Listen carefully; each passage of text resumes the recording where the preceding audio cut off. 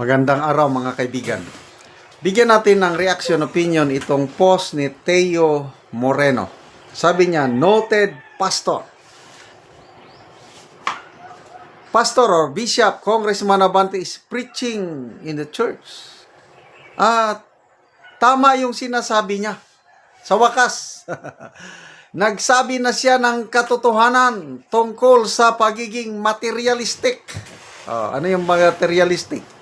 Yung pera, kotse, relo, mansion, eroplano, yun, materialistic yun. Sino daw ang materialistic? Umamin siya. Lahat daw tayo materialistic. Sino ngayon ang iyong master? Wow, ang galing ng kanyang preaching. Pakinggan natin ha. Every person is materialistic. Yan na yung mga ari-arian nyo. Pinakita. So much so that he is ruled by what he sees, not by the invisible God. Diba? Oftentimes we don't realize it. Pero yun ang katotohanan eh. And there are times we do not want to accept it, but it is actually true. And therefore the question is, who is your master? Wow. Every person Sapa. is materialistic.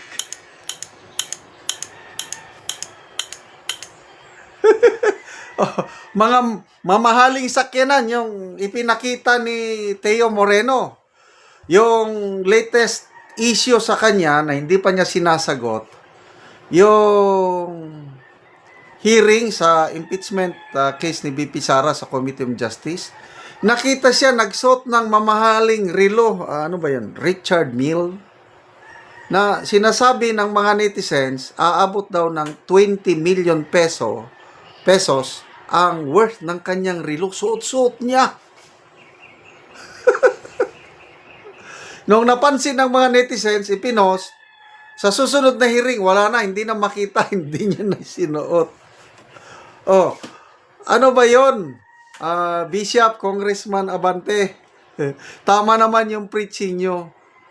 Pwede ba i-debunk nyo yung kumalat na, sabi nyo lang, peke, 2,000 lang yan. Di ba may mga peking mga relo? Itong relo ko, hindi naman peke ito. Kailang, ano ito? Anong tawag ito? Smartwatch. Nami-measure niya ang kanyang, kaya gusto ko ito, yung steps per day ko, nami-measure. Tingnan ko ilang steps na ba ako. Nasa 7,500 steps na ko ngayong araw. Konti na lang kulang ko para maka 10,000. $4 lang ito. Binili ng anak ko sa ukay-ukay sa US. Happy na ako. Materialistic. Tama naman. Kailang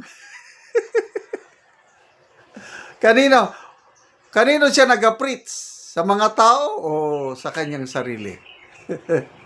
Totoo. So much so that he is ruled by what he sees, not by the invisible God. Diba?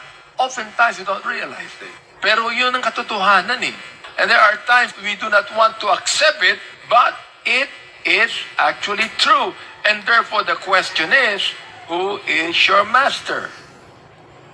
Every person. Yan ang tanong para sa ating lahat. Na pwede ring tanong, sagutin ni Bishop Abante, sino ba talaga ang master niya? Ako, I grew up as a Roman Catholic. Tinuruan kami na may Diyos at naniniwala naman ako may Diyos. And habang lumalaki ako, habang nasa servisyon ako, I thought my master is God. But I was wrong. Iba na pala ang master ko. Bakit? Ganito. Dahil sa lumaki ako sa hirap, nagkaroon ako ng ambisyon. Hindi naman masama mag-ambisyon.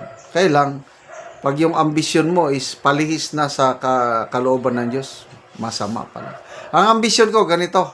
Gusto kong maging mayaman. Kasi nga, ang hirap ng buhay.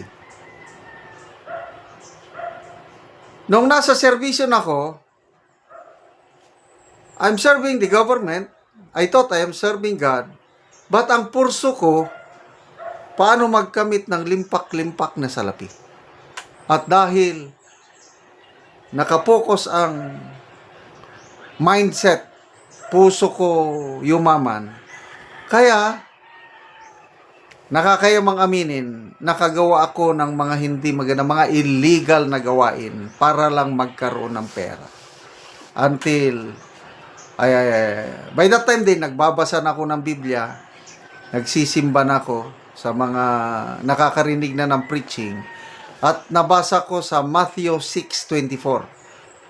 You cannot serve two masters. It's either you hate the one, or love the one and hate the other. You cannot serve both God and wealth or money. Doon, ipinakita ng Diyos sa buhay ko, na-realize ko na I am not serving God. I am serving my ambition na gusto kong may yumaman. Kaya, naging greedy ako. And so, I repented before God. Tama yung sabi niya na lahat tayo materialistic. Kasi gusto natin atin lang. Greediness nga eh. Selfish, makasarili, materialistic. Napagdaanan ko yan. So, I repented before God. And sabi ko, Lord, patawarin niyo ako. I surrender this life to you. Nag-ABC ako. Ano yung ABC? Ito po yung gospel ng Panginoon. Accept. I accepted that I am a sinner. I cannot save myself. I'm going to hell. I'm going to destruction. It's only God who can save me. So, believe. Naniwala ako na namatay at nabuhay muli ang Panginoong Hesus para sa kapatawaran ng lahat ng kasalanan ko. And then C, commit o surrender. I surrendered my life to the Lordship of Jesus Christ. At mula noon, unti-unti niyang binago ang aking buhay. Sa pagiging materialistic, nawala na yun. Kung may blessing ako ngayon, hindi na lang para sa akin, kundi I'm using my blessings, material blessings, to bless others also, to glorify God. Ang isang favorite verse ko is Matthew 5:16. Let your light shine among men that they may see your good works and glorify your Father God in heaven. Kaya yung income, yung sweldo natin sa YouTube channel na ito is ginagamit nating pantulong sa nangangailangan. That is one way for me to glorify God, at salamat sa inyong suporta dahil nagkakaroon tayo ng sweldo sa YouTube dahil sa panunod ninyo and kasama kayo sa pag-glorify ng Diyos. Salamat sa Diyos at yung pagiging materialistic ko nawala na dahil sa tulong ng Panginoong Hesus. Salamat mga kaibigan sa inyong pagsubaybay. Sa ating channel, nakakatulong kayo ng malaki sa tribong talandig ng Bukidnon dahil ang income natin sa channel na ito is pantulong po sa tribo. Namimigay tayo ng libreng yero at pako para makapagpatayo sila ng mas maayos na tirahan. Panoorin nyo ang video na ito. Ang natagaan na mo og yero, so mag-atop na ni siya karon.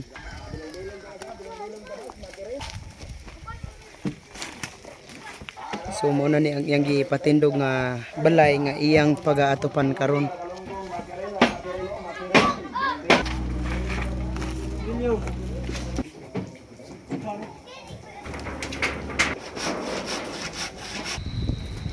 Ayo. Jangan mapilok yan.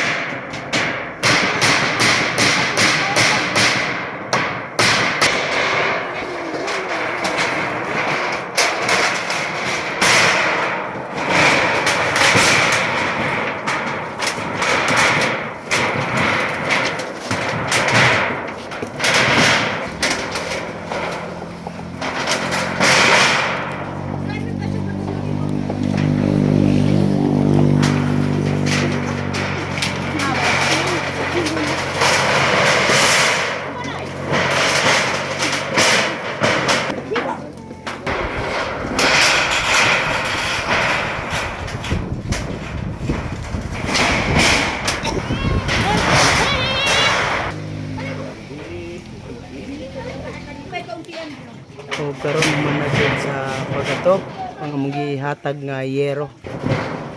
Salamat kayo sa Ginoo agi og salamat pud kayo sa nagtabang pinaagi ni ining hero karon nga akong ginaatop diri sa akong gihimong abo kay pila na ni ka panahon nga akong patindog siya aya pag ginako na atupan tungod kay naay ni tabang sa kuha pinaagi ni Sir Makanas og sinaagi sa nagtabang sa YouTube nga makaatop mi ang mga pobre kay ang among sitwasyon kay mtang namo kami mga pobre maka na do nami paningkamot pero igo ra gid taon sa among mga pagkaon.